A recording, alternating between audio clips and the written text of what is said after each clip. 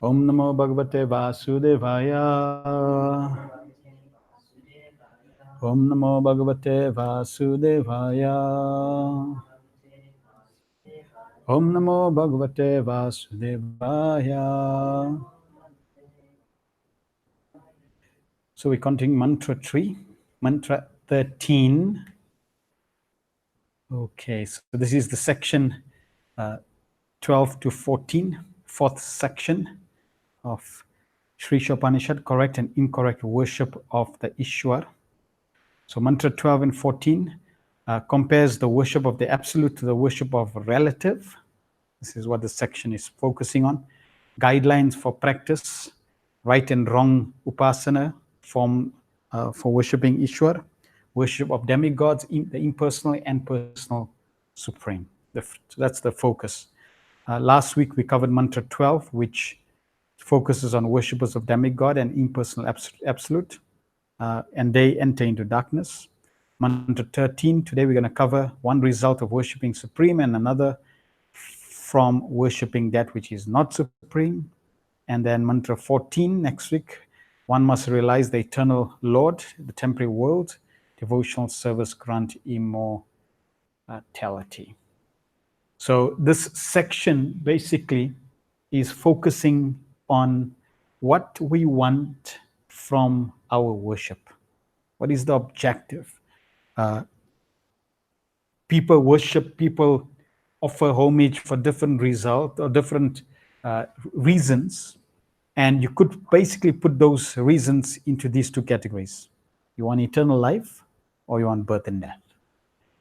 There's no other option. It's either one of these two options. And Sri Isopanisad is basically guiding us. If you worship in one way, you're going to get birth and death. You worship in another way, you're going to get eternal life. It doesn't cross, and there's no other options. So these verses from 12 to 14, they practically exactly like the verses from 9 to 11.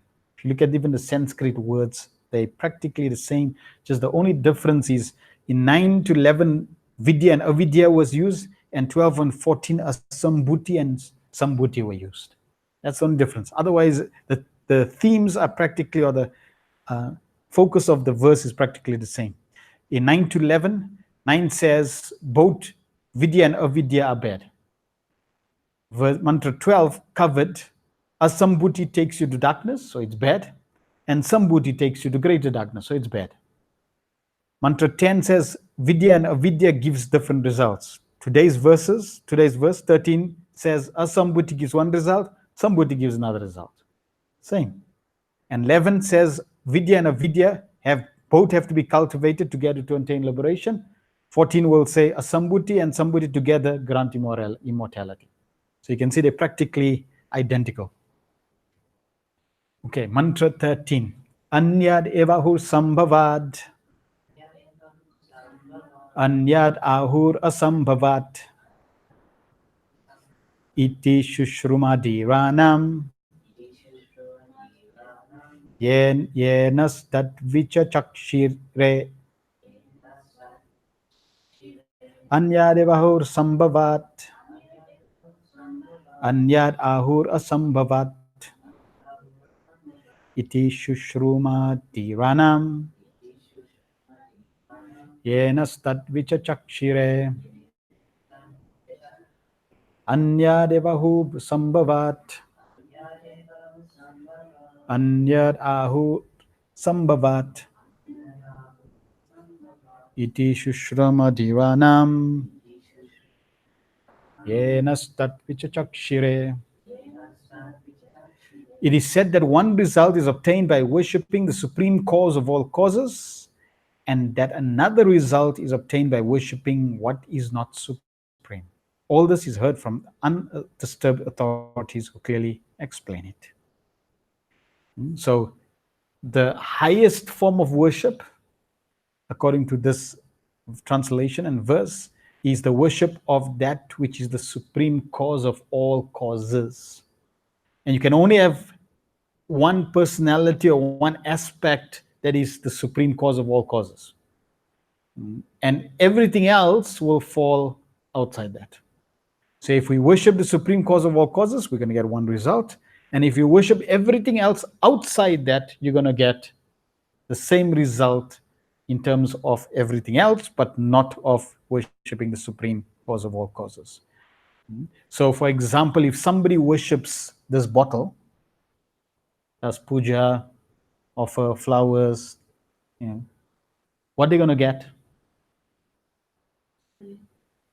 What result are they going to get? Yes. If they worship demigods, same. Uh, they worship uh, anyone within the creation, anything, they're going to get the same result, birth and death. Okay? Now, this is a long purport, over 16 paragraphs in this purport. And Prabhupada's purport is very comprehensive, very clear. If one reads Prabhupada's purports and get the wrong message, something's definitely wrong with him. Because Prabhupada is so crystal clear. It's uncanny and unbelievable how clear Prabhupada is in his purports. So in terms of correctly worshipping Supreme, Prabhupada is going to cover all these different points, from whom to know about worshipping the Supreme, but why not worship anyone else? The result of worshipping, what result one gets if you worship correctly, incorrectly. What is the logic of this worship? Who refuses this type of worship? What is the benefit? How to worship? So all these different aspects are going to be covered in this purport. So Prabhupada first covers how to get this knowledge. Okay? And we covered this even in text 9 from the bona fide Acharya. The system of hearing from undisturbed authorities is approved in this mantra. Unless one hears from a bona fide Acharya who is never disturbed by the changes of the material world, one cannot have the real key to transcendental knowledge. The bona fide spiritual master who has also heard the Shruti mantras or the Vedic literatures, Vedic knowledge from his undisturbed Acharya, never presents anything that is not mentioned in the Vedic literature. So the first point is clear. Shushru Anam, to hear from those who are Dhira, those who are coming in the line of disciplic succession, the Acharyas. And for us, we're fortunate Prabhupada is coming in a bona fide line, so he's heard this authorized knowledge, and therefore we're getting this authorized knowledge very, very clear in his purports. Okay, Sham, read. Under Gita 925, it is clearly said that those who worship the forefathers attain the planets of the forefathers, that the gross materialists who make plans to remain here stay in this world, that the devotees of the Lord who worship none but Lord Krishna, the supreme cause of all causes, reach him in his spiritual sky. Here also in Sri Isopanisad is verified that one achieves different results by different modes of worship. If we worship the Supreme Lord, we will certainly reach him in his eternal abode. And if we worship demigods like the sun god or moon god, we can reach their respective planets without a doubt. And if we wish to remain on this wretched planet, with our planning commissions and our stopgap political adjustments, we can certainly do that also.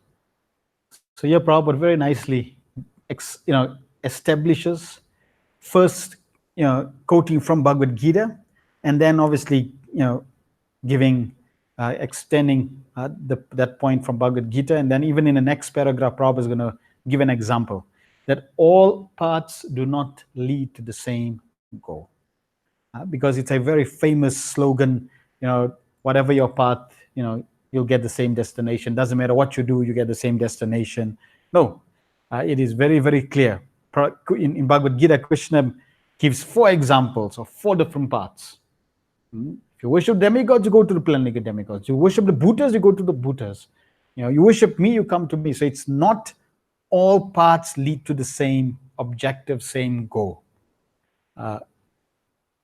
It's a good sentiment, that everyone's endeavor leads to the same objective. So that's a good sentiment, but unfortunately, it's not the reality. It's not the fact. Now, there's inclusion and there's exclusion, or you could say there's a complete exclusion exclusivity and complete inclusivity. For example, someone may say, all paths lead to the same goal. That's very inclusive, completely inclusive. That means whatever you do, you get the same goal. And that's not true. Or it may be very exclusive. And very exclusive, some religious systems, for them, it's exclusive. That means if you don't do what we're doing, you're not going back home. When Prabhupada was interviewed with one priest, so there was an interviewer, he was interviewing Prabhupada and the priest. So he asked the priest, so Pastor, the Swami, he's following Bhagavad Gita and you following the Bible. Will he also go to the kingdom of God? And the pastor said no.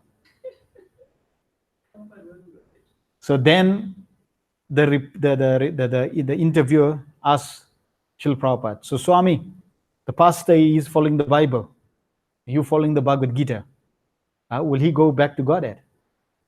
And what did Prabhupada said? Yes.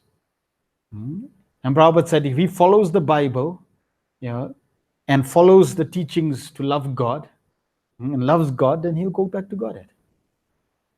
Okay. So then the interviewer asked the pastor again.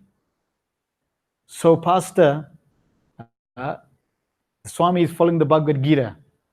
If he follows the Bhagavad Gita, will he go back to Godhead? And guess what the pastor said? No. So that was a clear example of inclusive, right? Or rather exclusive. That means, we got the exclusive right to go back to the spiritual. Otherwise, everybody else, they're doomed.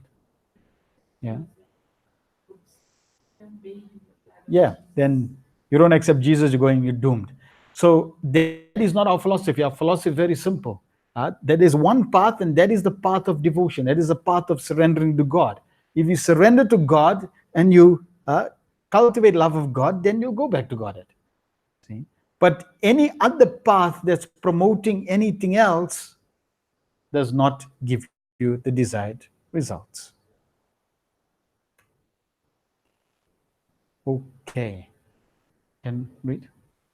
Nowhere is that in authentic scriptures is it said that one who ultimately reaches the same goal by doing anything or worshiping anyone. Such foolish theories are offered by self-made spiritual masters who have no connection to the parampara, the bona fide system of disciplinary succession. The bona fide spiritual master cannot say that all paths lead to the same goal and that anyone can attain this goal by his own mode of worship of the demigods or the supreme or whatever. Yeah, so of the supreme or whatever. So Prabhupada is making very clear, self-made spiritual masters.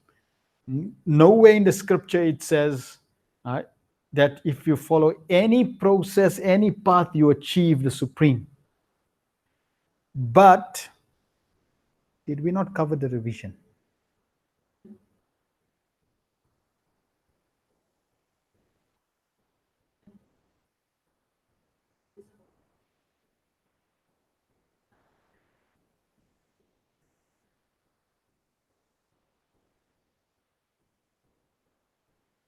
Okay.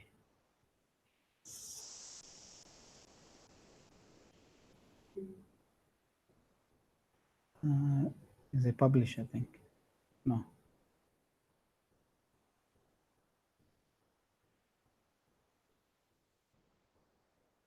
Okay. So that point we're going to cover will be addressed here. So that's why I thought about the revision again. Okay, so let's just revise. What type of worship is a sambhuti and sambhuti in mantra 12?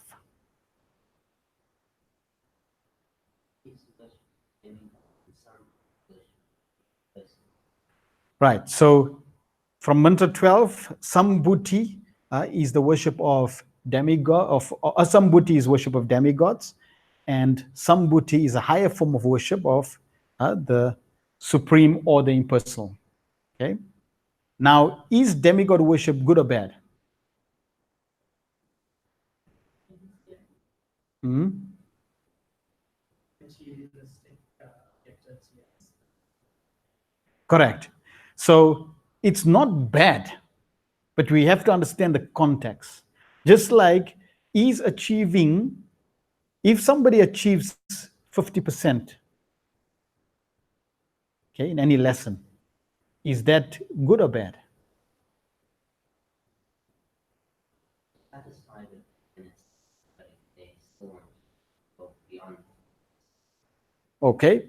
Another way to see it is if that student was a 10% student, that means his caliber was very low and he got 50%. That's like exceptional. But if he's an A grade student who can get 120 and he gets 50, that's very bad. Okay? So if your goal is to get the best and you're happy with that which is not, then that's not glorious. So demigod worship is not good, but it has a place for materialists to elevate them. And for those that want the supreme, is not the best. Okay? So coming back to this point, self-made spiritual masters. So nowhere in the scripture it says that you do anything, any of these rituals that are mentioned, and you'll achieve the supreme. No, what it does say is if you do this, you get this result. It'll be a stepping stone. It'll be one step higher. It'll be one step closer to the supreme, but not the supreme. If you do something else, you may get deviated, or it may take you back. But it's not that I do anything, any puja, any sacrifice, any ceremony, worship anyone, and I get the supreme. Those who proclaim that, naturally it means they haven't read the Vedas and they are foolish to create such theories. So Prabhupada gives an example. Read, Madhuri. Any common man, all rivers don't lead to the ocean. Any common man can very easily understand that a person can reach a destination only when he has purchased a ticket for that destination. A person who has purchased a ticket for Calcutta reach Calcutta, but not Bombay. Now the so-called spiritual masters say that any and all paths will take one to the supreme goal. Okay, very clear. You want to go to Durban, fly to Durban, buy a ticket to Durban. You want to go to India, Calcutta, buy a ticket to Calcutta. Okay? Not that I go and buy any ticket and I'll go to the destination of my choice. No, it's very clear, very very scientific, and very logical. Yeah. Okay. But it's interesting that even though it's so logical, people, these big leaders, big swamis, big sannyasis, still don't get it right. Uh, so they don't even have common sense and logic. What to talk about supreme knowledge of the supreme personality of Godhead? They, miss the grade one of spiritual life or even material life just to have some common sense and logic. Someone who has some common sense, and Prabhupada says here, any common man can understand. So it's like a slap on all these sannyasis or gurus who proclaim tata mata tata mata yata mata, whatever your path is very good, you'll achieve the desired goal. It brings to memory one conversation Srila Prabhupada had with what was his Dr. Patel. He would go with Srila Prabhupada in the morning walk in Juhu, and every morning he would stimulate a conversation, very stimulating conversation with Srila Prabhupada about religiosity. So one time when Prabhupada was speaking like this in the conversation, he told Srila Prabhupada, why do you criticize? Why do you criticize? And he got really worked up why Prabhupada is criticizing. I think he actually didn't come the next day or something. Eventually Prabhupada went and visited him and cooked for him or something to that effect.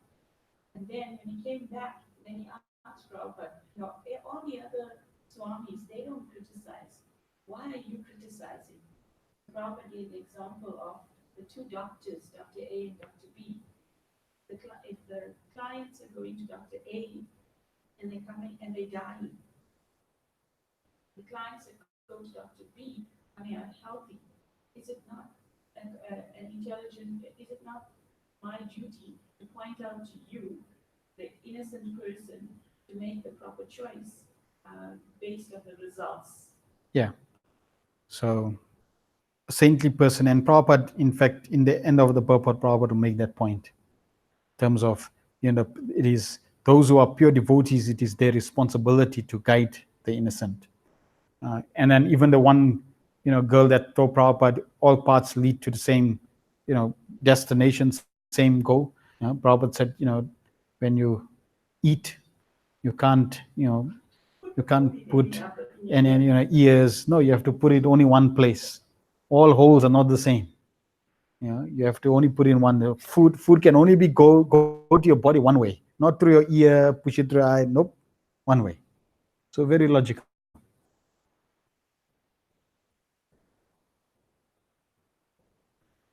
You can put it up. Counterfeit versus reality.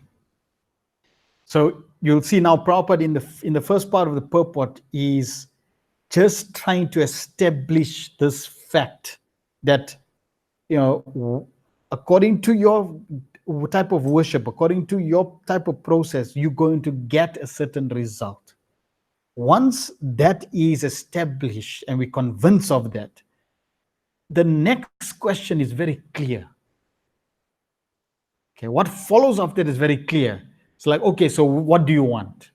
Do you want the counterfeit or do you want the real? Because you're not going to get the same result. So if somebody wants the counterfeit, okay, you can be happy with the counterfeit. And if you want the real, then real is available. Such mundane and compromising offers attract many foolish creatures who become puffed up with their manufactured methods of spiritual realization. And you find that in today's world, it's like, if you go through the internet, there's so many people that proclaim to, have spiritual knowledge of different fields, but total speculation. Yeah, it's just unreal. The Vedic scriptures, however, do not uphold them. Unless one has received knowledge from a bona fide spiritual master who is in the recognized line of disciplic succession, one cannot have the real thing as it is. Okay, so to get the truth, Krishna has established a system. And the system is the disciplic succession. And it's 4 chains that disseminate the truth. There are other, branches that may have some truth, but if one really wants the complete knowledge, one has to connect to the disciplic succession.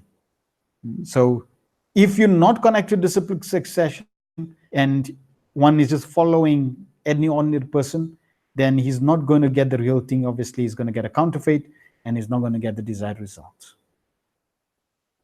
Sean?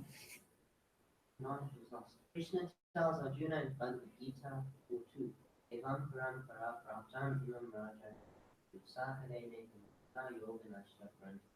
The supreme science was thus received through the chain of disciplic succession, and the saintly kings understood it in that way. But in course of time, the succession was broken, and therefore the science as it is appears to be lost. So here Prabhupada is giving some evidence in terms of this is how the knowledge is received. And if the knowledge is not kept intact by this, saintly kings, by the sages, and if it gets broken, then naturally the knowledge is lost. And because it was broken, Krishna re-established 5,000 years ago, re-spoke the knowledge, re-established the link, and the knowledge now has been coming down intact since that link. If Lord Sri Krishna was present on this earth, Bhakti Yoga principles defined Bhagavad Gita had become distorted. Therefore, the Lord had to re-establish the disciplic system beginning with Arjuna. was the most confidential friend and devotee of the Lord. The Lord clearly told Arjuna in Bhagavad Gita 4.3 that it was because Arjuna was his devotee and friend that he could understand the principles of the Bhagavad Gita. In other words, only the Lord's devotee and friend can understand the Gita. This also means that only one who follows the path of Arjuna can understand the Bhagavad Gita. Right. So this knowledge is coming down in cyclic succession, and even though the knowledge is coming down and it's intact and it's available to everyone, but not everyone will be able to understand or access it. And this is why most people, who may apparently seem very intelligent, cannot, even understand simple logical things, or even, give the teachings of Bhagavad Gita, intact as it is, because they're not devotees and they don't have this relationship with Krishna that Arjuna had. Okay? Because if one is not going to have this relation with Krishna and accept Krishna's position, and that's why even in the introduction of Bhagavad Gita, Prabhupada makes one very important point that we covered when we did the Bhagavad Gita in relation to Krishna. Let's see how good your memory is.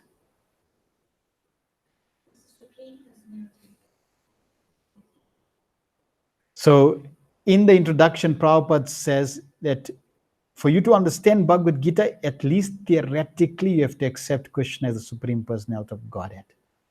So you don't need to accept him with firm faith, at least theoretically. Because then when you're reading this knowledge, you have it in perspective. Otherwise, you'll never be able to understand. Okay? So it's not because it's a book and therefore I can read it and I'll understand it. No, there is a certain perspective, a certain qualification required for you to actually get the message. Who can explain more? At the present moment, there are many interpreters and translators of the sublime dialogue who care nothing for Lord Krishna or Arjuna. Such interpreters explain the verses of the Bhagavad Gita in their own way and postulate all sorts of rubbish in the name of the Gita. Such interpreters believe neither in Sri Krishna nor his eternal abode. How then can they explain Bhagavad Gita? Yeah. So now if you're getting all rubbish coming from these people that have no clue of Bhagavad Gita, then according to the verse, what result you're going to get?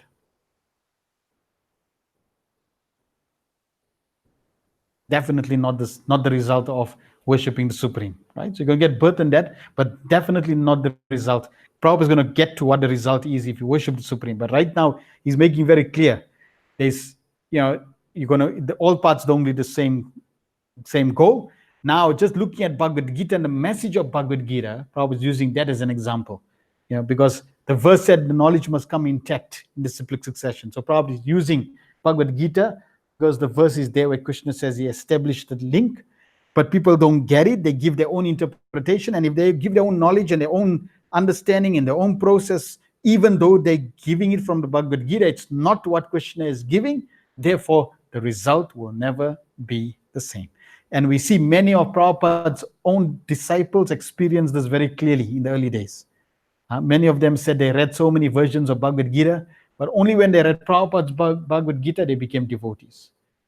Because of the different results, that different understanding, or one is authentic and the other is rubbish, or others. In other words, devotion is the underlying fact. It's even like example, I was just talking to a devotee the other day that when you get a professional photographer to photograph the deities, like in Mauritius, the devotees are saying, sometimes for the calendar picture, and they get a professional person to come and click the deity. But what happens is that the picture of, when a devotee clicks it, there seems to be a different aura in the picture rather than when the professional does it. The same thing, a professional reciter will not be able to convey the true essence. the true essence. exclusive devotion. Krishna clearly says that only those who have lost their sense worship, lost their sense, worship the demigods for paltry rewards. 7:20-23. Ultimately, he advises that one give up all other ways and modes of worship and fully surrender unto him alone. Bhagavad Gita 18:66. Only those who are cleansed of all sinful reactions can have such unflinching faith in the Supreme. Otherwise, others will continue hovering on the material platform with their paltry ways of worship, and thus they will be misled from the real path under the false impression that all paths lead to the same goal. Okay, so very, very clear. And we can see, even here in this purport, Prabhupada is, it's not like there is no qualification required. There are specific qualifications. You have to have certain criterias to be able to achieve perfection. So here, one of the criteria is there is no question of one worshiping demigods if he wants the Supreme. Yeah. Okay. And especially worshiping the demigods for material gain. You're not going to get the Supreme. The other one is one has to give up all other ways and modes of worship. All other rituals, all other ceremonies. You cannot, have. I'm a devotee and I'm also doing this ceremony. I'm doing this puja. Like this ritual. Nope. Your focus will be splayed, and therefore there will be no one-pointed surrender. And then the other one, you have to be cleansed of all sinful reaction. As long as you are not cleansed of all sinful reaction, means you're not going to have unflinching faith in the Supreme. Your faith will still be weak, or you'll have faith in other things because of the sense gratification. So that's why as you progress and you become more pure, purified of sin, your faith becomes intensified more and more and more. Okay, Sham? Emanates. In this mantra of Sri Isopanisad, the word Sambhavat, by worship of the Supreme Cause, is very significant. Lord Krishna is the original personality of Godhead, and everything that exists has emanated from him. In the Bhagavad Gita 10:8, the Lord says, Aham sarvasya prabhavo mata sarvam prajate iti matva bhajante man buddha bhava samanvitam. I am the source of all spiritual and material worlds. Everything emanates from me. The wise and perfectly know this, engage in my devotional service and worship me with all their heart. Right, so now Prabhupada establishes, so he already made his point in terms of the rivers, in terms of the paths. He made his point in terms of the knowledge is coming down, there are specific criterias, you have to follow those criterias. And now he's establishing, okay, so the verse says Sambhavat. And Sambhavat specifically says or means the supermost cause, the highest cause, the supreme, the ultimate, the absolute truth. So now the Prabhupada is establishing, okay, so who is that absolute truth? And immediately he says that absolute truth is Krishna, the Supreme Personality of Godhead. And he quotes from Bhagavad Gita to establish, I'm the source of all material and spiritual worlds. And now you will see Prabhupada goes on and establishes, in few paragraphs, Prabhupada is going to establish this point. Get it? Krishna is the supreme creator. Here is the correct description of the supreme law given by the Lord himself. Words Sarvasya Prabhava indicate that Krishna is the creator of everyone, Vishnu and Shiva. And because these three principal deities of the material world are created by the Lord is the creator of all that exists in the material and spiritual worlds. The Atharva Veda Gopal Upanishad, it is similarly said, quote, he who existed before the creation of Brahma, who enlightened Brahma with Vedic knowledge, is Lord Shri Krishna. Right, so Prabhupada is now giving different quotes to establish from the different Vedas to establish Krishna is the supreme, higher than Brahma, higher than Shiva, higher than Vishnu, okay, higher than every other personality. Similarly, in the Narayana Upanishad states, quote, if the Supreme Person Yagna desired to create all living beings, thus from Narayana, Narayan, Brahma was born. Narayan created all Prajapatis, Prajapatis. Narayana created Indra. Narayan created the 8 Vasus, Vasus. Narayan also created the 11 Rudras. Narayan Rudras. created the 12 Adityas. Since Narayan is the plenary manifestation of Lord Krishna, Narayana created Krishna and Krishna are one and the same. The Narayana Upanishad 4 states, Devaki's son Krishna is the supreme Lord. Right. So now Prabhupada establishes from the Narayana Upanishad that even though it's mentioned that Narayan, desired to create all beings and all the other personnel born from Narayan, ultimately even Krishna is the source of Lord Narayan. And we know Krishna himself establishes that point. The Vedas in many places establish that point. Srimad Bhagavatam establishes that point. So we'll just mention a few points here in terms of Vishnu, Narayan, and Krishna. According to Lord Chaitanya Mahaprabhu, it's Achintya Beda Beda, Tattva philosophy, that Krishna and Narayan, or Krishna and Vishnu, are the same personality. At the same time, they are different. Same personality in the sense that they Vishnu Tattva, they're both the supreme personality of Godhead, but different in the sense that of the two, Krishna is different, and the difference can be shown or can be given in few different ways. From Brahma Samhita, one way can be given. No example. Okay, so that's Lord Shiva. We're talking about Narayan. Yes, the candles. Okay, so multiple candles are lit, but even though all the candles emit the same flame, one of the candles is unique.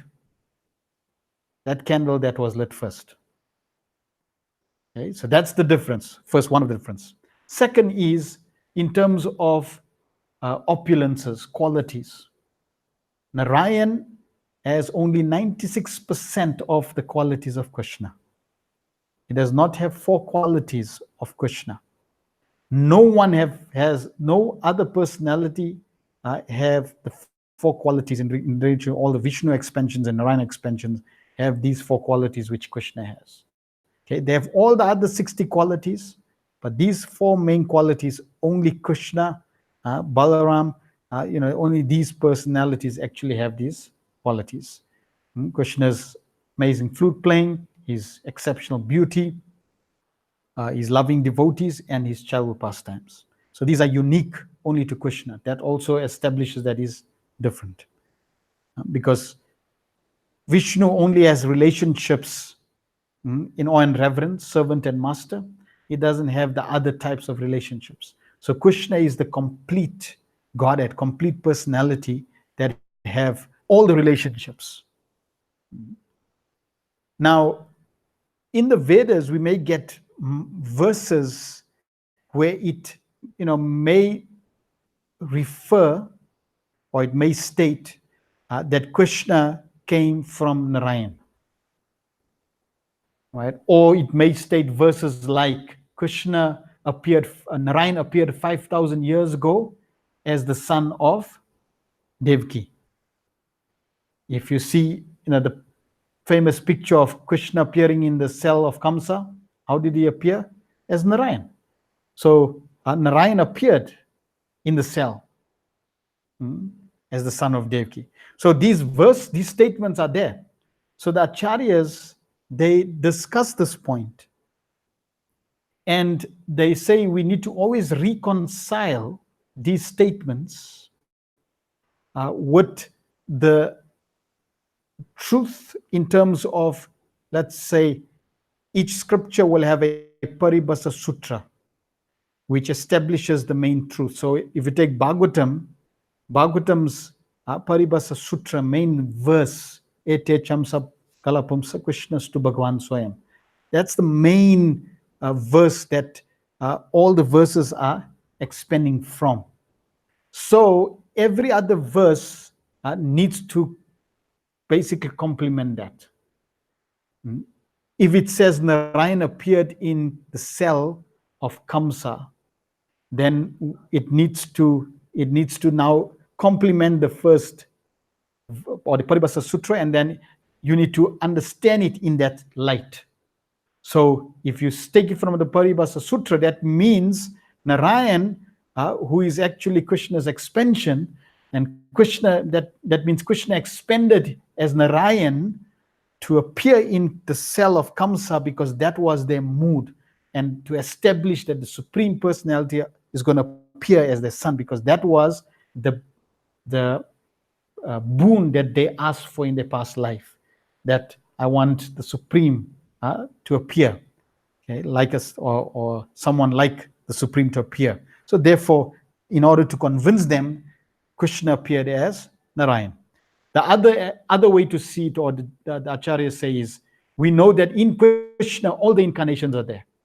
So when Krishna appears as Narayan, means Krishna is appearing as Narayan. Doesn't mean that Narayan is the source of Krishna.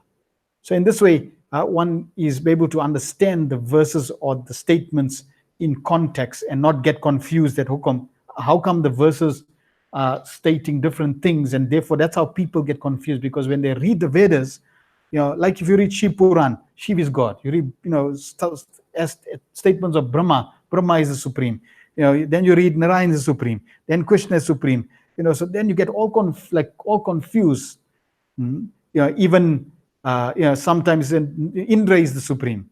So now people get so confused. Who's the supreme? And that's why when they read like this, because they know they're not getting the knowledge in the cyclic succession, what's the conclusion? All supreme. All is one. Therefore, all goals lead to the same. This is how they come to the conclusion. But actually, it's not the case. And the other example in terms of Narayan and Vishnu is, if Krishna expanded from Narayan, then why did Narayan want to see his expansion? Because he would have already been complete. He is the source. Okay? But Krishna, because Krishna is unique and he's coming from Krishna, he doesn't know Krishna.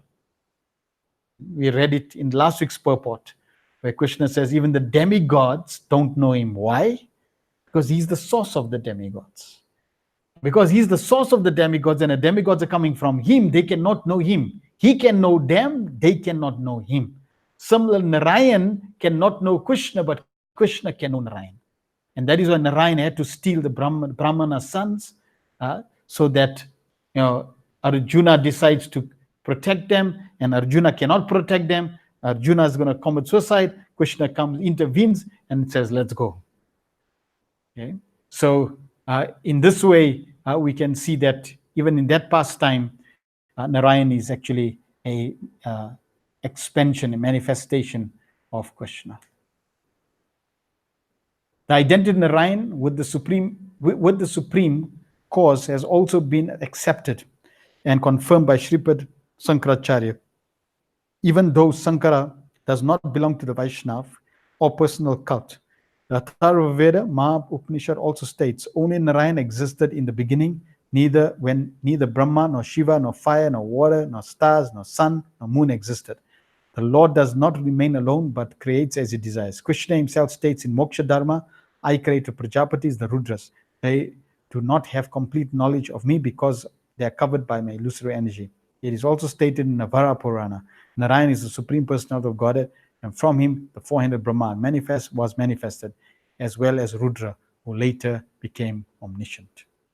So Prabhupada is establishing very emphatically, okay, Krishna, Narayan is the Supreme. So we need to worship the Supreme.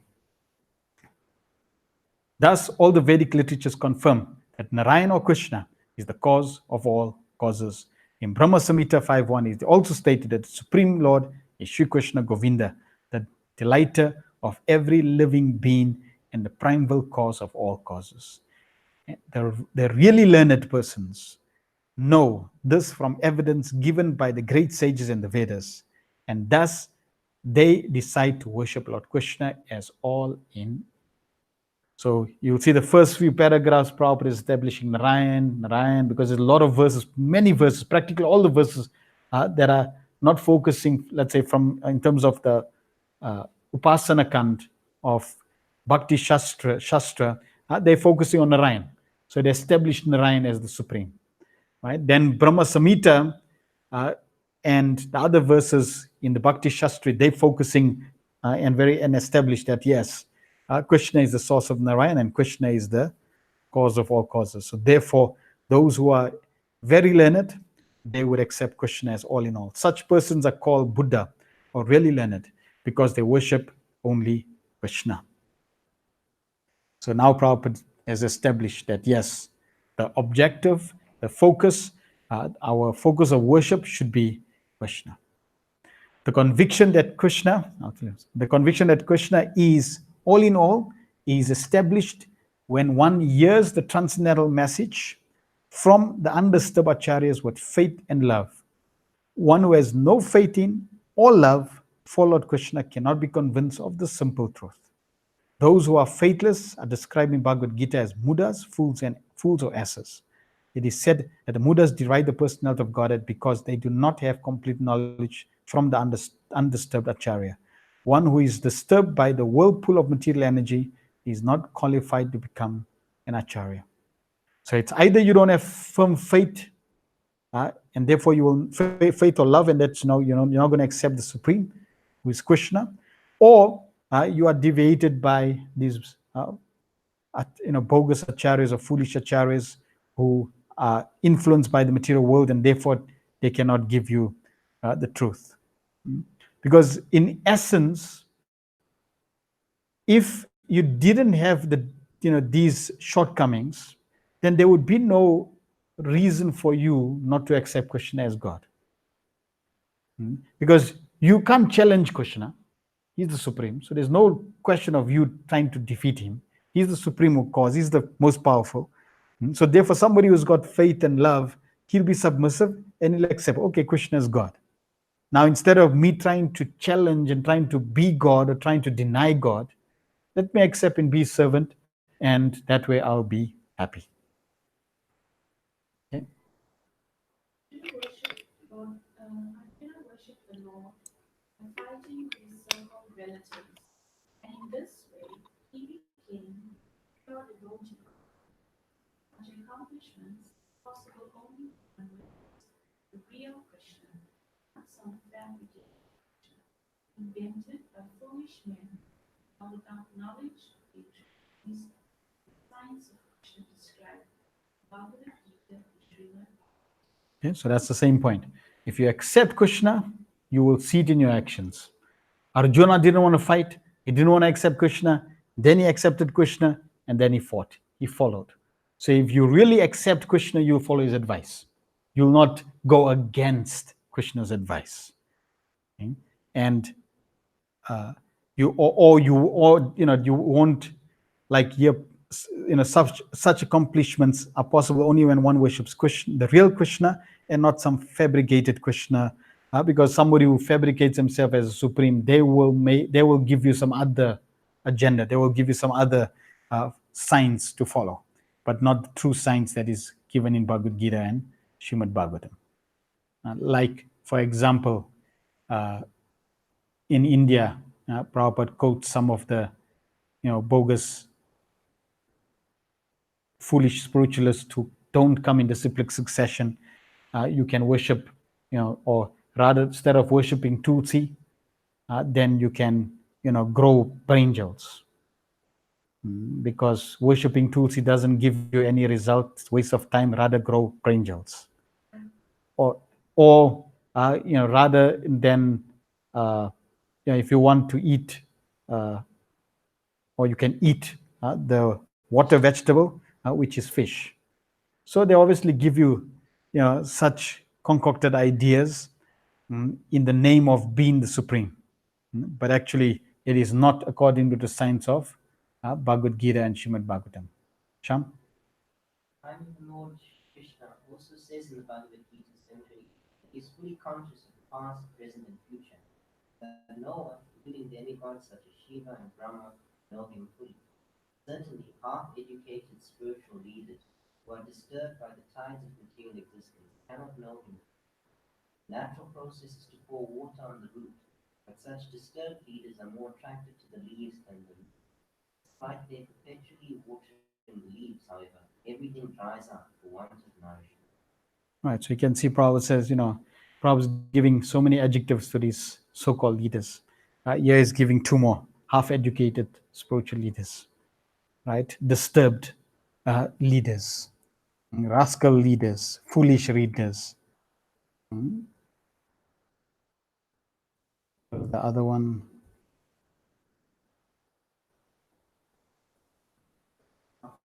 self-made leaders. Yeah. So Prabhupada is giving all these different adjectives describing these people, those who are influenced by material nature, those who are disturbed by material nature. So it's not like, oh yeah, he's a leader, looks like a leader, he's got the qualities of a leader, he looks saintly. No. We have to understand the truth from the disciplic succession, from the bona fide scriptures. And one of the truths that is given in the Vedas is pour water on the root cause, which is exactly as this Sri Isopanisad verse is explaining. Worship the Supreme, you get the ultimate destination. Pour water on the root, worship the Supreme, you get the same result. But if you don't, then everything dries up for the want of nourishment. Okay? So if you don't do that, then you're really not going to get the supreme desired result. And as Prabhupada said here, that Govinda, the delighter of every living being. So if you don't pour water on the root, you're not going to be delighted. And you're not going to be nourished. There will always be something missing. And that's why you'll need Black Friday to do shopping. Because you want to buy, it's not enough. I want to do something. I want to get more. Even though they have more, but they, like my friend told me, one of the malls was chock-a-block. There was no parking. No, he said this specific one. Yeah, I forgot which one. He said this one was packed, and the shop was sold out their products. And he said, you know what the product was? Toilet paper. So it's like, okay, so this is the thing. The people, it's like they something's missing and they don't know what is missing. They'll try all the things, but the missing factor is Krishna. So service to the soul. Now Prabhupada is established, right? All paths don't lead to the same goal. You have to get this knowledge come in disciplic succession. Krishna established Bhagavad Gita, the parampara, and that knowledge is there. And then we have to worship the Supreme. So who is the Supreme? All the Vedas, Upanishads talk about Narayan, Krishna to be the Supreme. The very esoterical or the highest scriptures like Srimad Bhagavatam now establish of all the expansions, Krishna is the fountainhead and gives all the reasons. So Krishna is the source of Narayan, even though they're all Vishnu Tattva. So Krishna is the supreme. And then if you don't worship Krishna, you don't surrender to Krishna, you're not going to get the result. So now Prabhupada introduces some other aspects of worship. Okay. Service to the soul, Sri Isopanisad advises us to pour water on the root, the source of all germination. The worship of the mass of humanity by rendering bodily service, which can never be perfect, is less important than service to the soul. The soul is the root that generates different types of bodies according to the law of karma. To serve the human being by medical aid, social help, and educational facilities, but at the same time cutting the throats of poor animals in slaughterhouses is no service at all to the soul, the living being. Right. So Prabhupada first establishes that worshipping and serving humanity is secondary, okay, compared to actually serving the soul.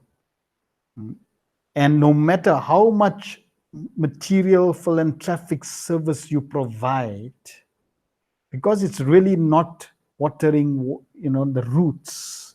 It's not really direct service to the Supreme. It's not worship of the Supreme. They will not be happy. They will not be satisfied, and they will not achieve the desired result. Okay, it does give some temporary benefit. Just like if I open up an eye clinic, then I can help with some eye problems. But solving my eye problem will not solve the ultimate goal of life. Okay, so the goal of life is not clinics. The goal of life is not hospitals. The goal of life is not social help. The goal of life is not educational facilities devoid of devotion or devoid of the Supreme. And then Prabhupada, the second point Prabhupada makes is that even though you may be doing those things, but on the other hand, if you're killing animals and slaughtering animals, then practically you have not understood the fact of life that even the animals have soul. So on one hand, you want to help one species, and on the other hand, you want to kill another species. So really, that's not intelligent. And son that becomes a beggar on the street.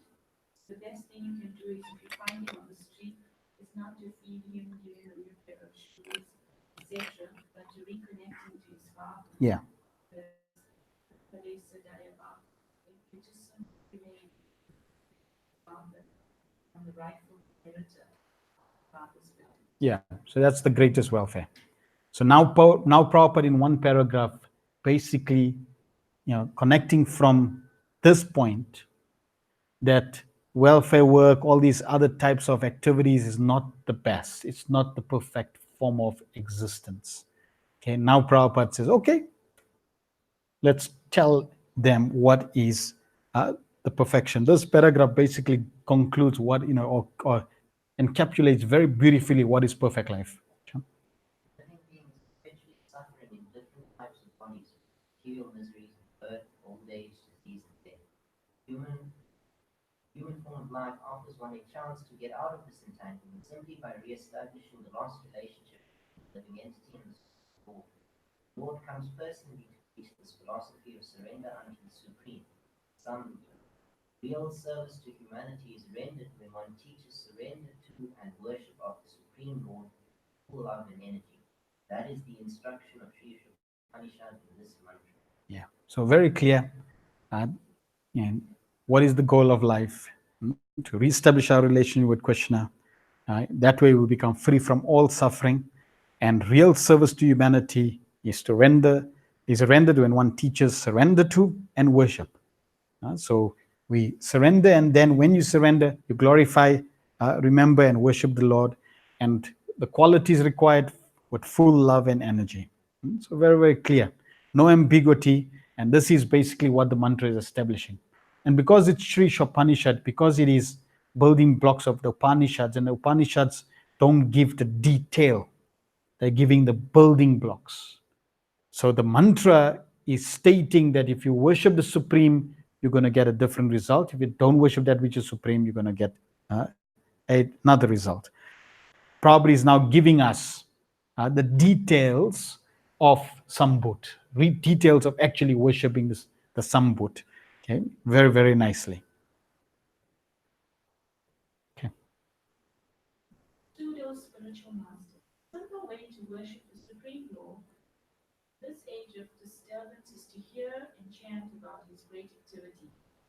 Mental speculators, however, think that the activities of the Lord are imaginary. Therefore, they refrain from hearing of them and invent some word juggle without any substance to divert the attention of the innocent masses of Instead of hearing of the activities of Lord Krishna, such pseudo spiritual masters advertise themselves by inducing their followers to sing about them. In modern times, the number of such pretenders has increased considerably considerably, and it has become a problem for the pure devotees of the Lord to save the masses of people from the unholy anger, these pretenders and pseudo incarnations. Okay, two more adjectives. Pretenders and pseudo incarnations. Okay, so these are the so-called leaders that are there. Mhm. Prabhupada in the first or the first sentence of the paragraph gives us the formula. So this is the perfection of life. This is the goal. This is the objective. This is what we want to achieve.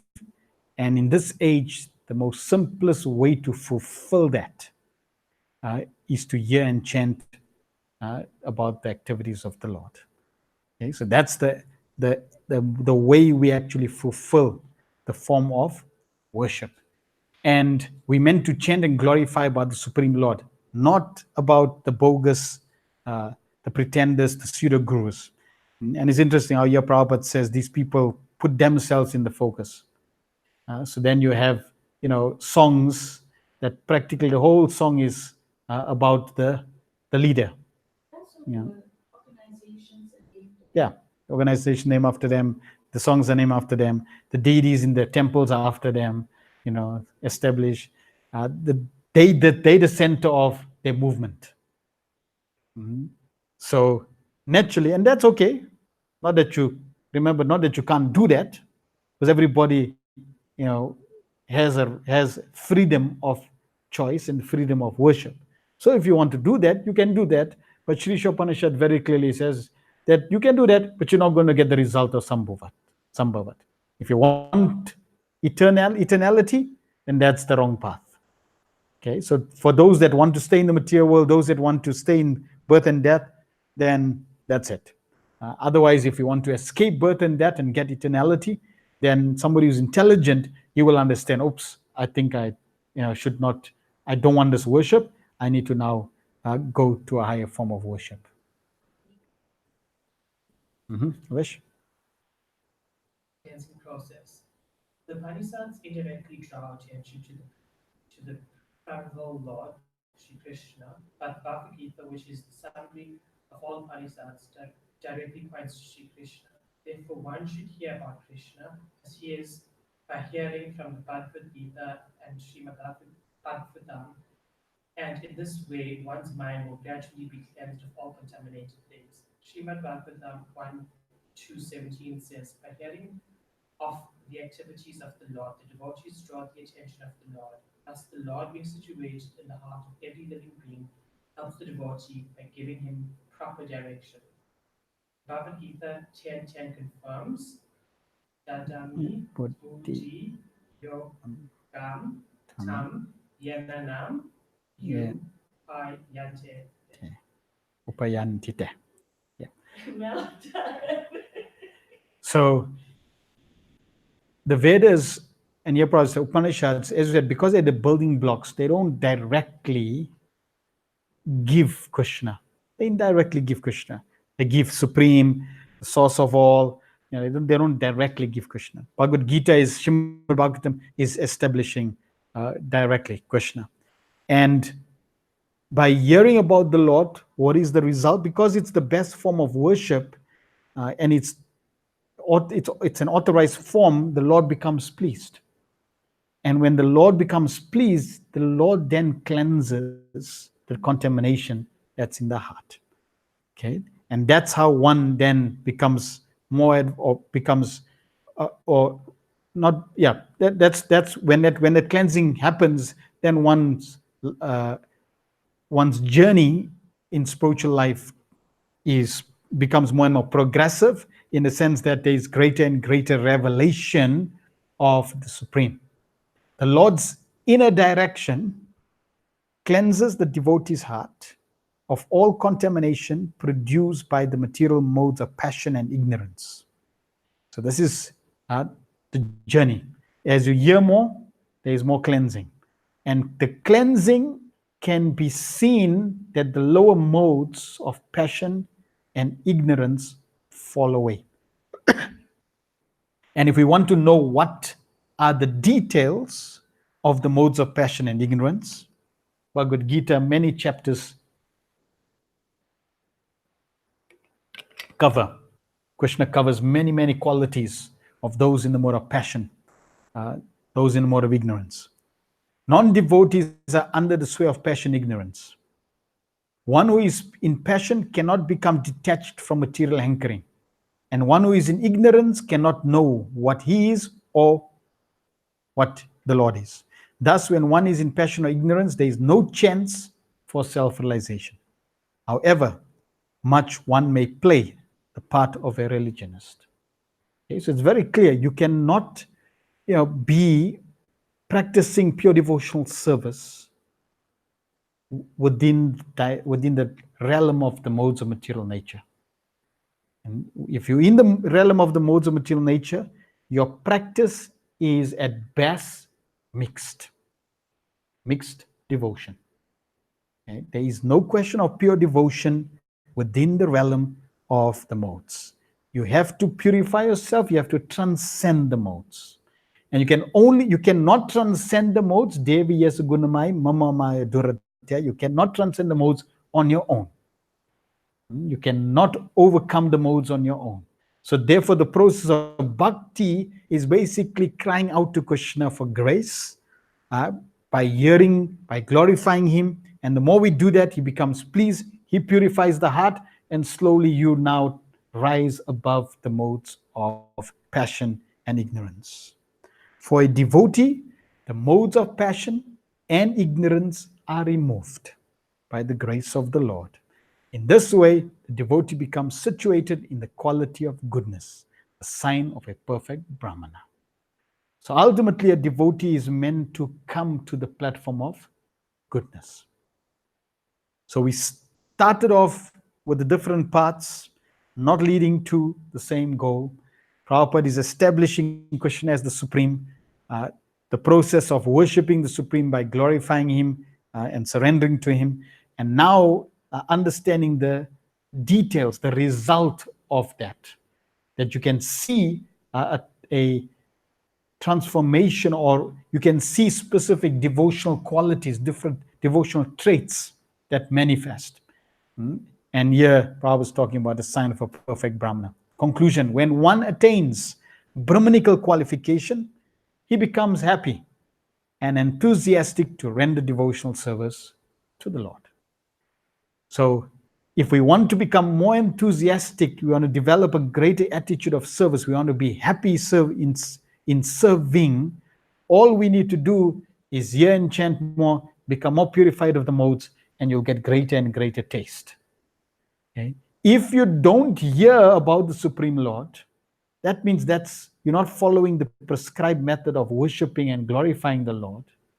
And that means your process the cleansing process will be very, very, very, very, very slow. Because if you do other activities that's not directly hearing and glorifying the Lord, you'll get cleansed, but it'll be slower than the way the Lord desires to cleanse your heart. And therefore, the desire to serve may not be as intense. But if you find that if you're in chant, you'll be more inspired to serve because the Lord will be assisting in cleansing and helping you. Automatically, the science of God is unveiled before him. By knowing the science of God, one gradually becomes free from material attachments, and one's doubtful mind becomes crystal clear by the grace of the Lord. One who attains this stage is a liberated soul and can see the Lord in every step of life.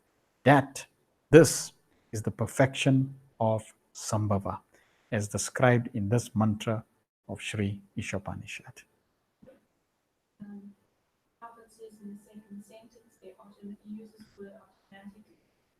Sign of God will be there before you. Mm-hmm. With regards to the singing and hearing of the songs of the various acharyas, Prophet makes a similar statement. He says, like how lightning strikes the heart, when lightning strikes, one hears and chants the songs of previous acharyas, then it's like lightning, the effect on the heart. Mm-hmm. Yeah. So we have to follow the process that is there, given by the Lord. And if we follow the process, then the desired result will be manifested. And here we can see the verse is stating that one result is achieved by worshipping the Sambhavat, and Prabhupada is giving that result, that you will achieve face-to-face darshan with the Lord. You'll have a direct relationship with the Lord. You'll see the Lord in every step of your life, because that's the result. And the other result is you will not see God. You'll have so much concoction. You'll be influenced by the modes. You'll have your own ideas. And ultimately, you'll be entangled in material life of birth and death. So very, very clear parts, and only two parts you could say technically. Either you're going to develop your loving relation with God or you're not. At the same time, there may be those who are on different stages of life, and there may be paths leading to different destinations. But ultimately, if someone is exposed to Sri Isopanisad or they're exposed to Prabhupada's teachings, then they can shortcut their journey, because they may be going through systematically a path and they're on that level. But by getting knowledge that Prabhupada is presenting, just like if somebody had to read Sri Isopanishad systematically, the different Vedas, so he would read, there's 108 Upanishads. Sri Isopanishad is number one. So he reads the number one Upanishad. He's only got the building blocks. Then he has to go through all the other Upanishads, establish the foundation. Then he has to go, different next level of the Vedas, next level of the Vedas, next level of the processes, next level of practices. And, it will take billions and billions and billions and billions of lives to get to the goal. So someone may be genuinely on a specific path, very sincere, very innocent, and genuine on a certain level. But when he gets Prabhupada's books and understanding, and we help him to understand, he can practically skip all the lifetimes and lifetimes and lifetimes of practice and be established on the highest perfectional level or of understanding of knowledge, and practice the process of devotional service and achieve the desired result. Yeah, it's express elevator. Yeah. So that's the blessing and that's the mercy of Lord Chaitanya Mahaprabhu, that by the mercy of Lord Chaitanya Mahaprabhu, we are able to really jump ahead of the game without going through the gradual process. And the gradual process requires qualification. So the qualification we get is simply by hearing and chanting about the Lord, and the Lord becomes merciful when we do that. He becomes pleased, and that is our qualification. Therefore, simply by constantly hearing and chanting, we can actually achieve the true desired result and the true proper form of worship. Any questions or comments? Yes, sure. Let's understand that the more you're eager to hear and chant, then the more you're going to get the grace of it. Mm-hmm. And in the Bhagavatam says that the more you render service to the pure devotees, the more you become eager to hear. Yes. So then how do you get the eagerness to serve devotees? Because then that's like the starting point to get all of those. So, yeah, so they go hand in hand. The more you hear about the qualities of Krishna and the qualities of Krishna's devotees from the Bhagavatam, right? Because remember, Krishna is absolute. He's like the mango. Anywhere you bite, it will be relishable. So different devotees became attached to Krishna to different devotees became attached to Krishna by biting different parts of the mango, by becoming expose different aspects of Krishna's qualities. So, for example, uh, Maj Parikshit heard about the pastimes of Krishna, okay, and became perfect. We find Rukmini, Queen Rukmini, she heard about the qualities of Krishna and she became attached to Krishna. We see the four Kumaras, they smelt the tulsi leaves from the lotus feet of Krishna and became devotees. So like that, all the devotees, there are different devotees that, some of them become attached to Krishna by eating prasad, some by seeing Krishna's daily form, some by hearing, some by smelling, some by touching. So any form of contact will increase our attraction and attachment to Krishna. At the same time, by hearing about Krishna, and our attraction is also increased in terms of serving pure devotees. Because serving Krishna, serving pure devotees, that attraction is there. The service to pure devotees is not separate from service to Krishna. So the more we hear about Krishna, the more we'll become attached to hearing about Krishna, the affinity increases. Right? The more we serve those that have the attachment, that increases our affinity.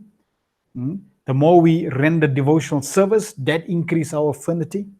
And the more we hear, that also increases our attachment to service. So you'll find that they're all, in one sense, interdependent.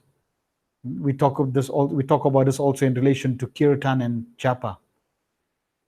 It's not that one is better than the other. See, but kirtan is interdependent to japa, which means kirtan can help your japa, help improve your japa, and your japa can help to improve your kirtan. See, they're both interdependent. So every form of service, by rendering devotional or any type of devotional practice, it increases your attachment. Any form of hearing and chanting or serving in relation to Krishna will increase every other aspect. And it's not that, because as you become more attached and more purified, eventually all the qualities of a pure devotee becomes manifest. It's not that only one quality will become manifest. So in the beginning, you may have an affinity. So let's say somebody has an affinity, I only want to wash pots. Right? And that's all I do, I wash pots. And I'm happy doing washing pots. But I don't have an affinity to hear. I just go wash pots. Right? Or I like to cook a feast. So I go and cook a feast. I like to do service, I cook and feast. But I don't hear sufficiently. Or I don't read, because reading is also hearing, Prabhupada says. Okay, so I'm not hearing sufficiently. But I'm chanting my minimum 16 rounds and I'm doing service. Okay? So that's good, but not the best. Yeah, it's not the best. It'll be you progress, but that progress may not be as effective as if you develop the propensity to hear more. See, and also by hearing more, that hearing more will also influence the quality of your service. See, like you'll read certain parts of Prabhupada's purport where Prabhupada really starts to tighten the screws in terms of the consciousness you need to have to serve.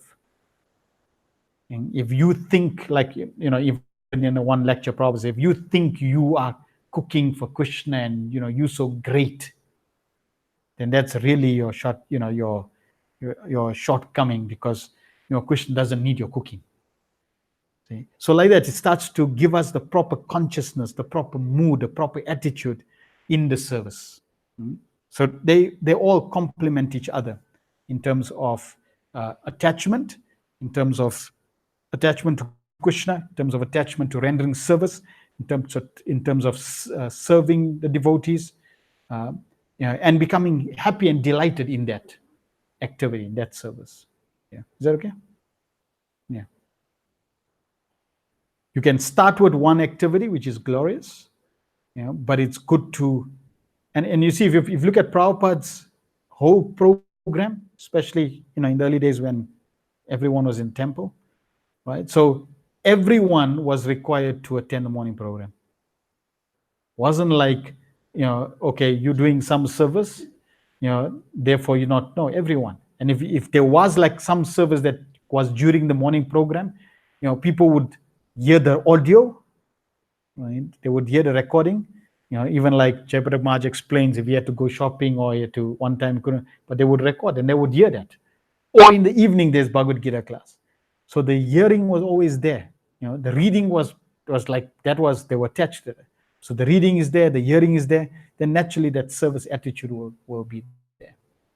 Once you start minimizing, these activities, then even though you are connected to the process of Krishna consciousness, but the effectiveness in terms of that cleansing so that you can rise above the modes will now, be very, very, very, very, very gradual.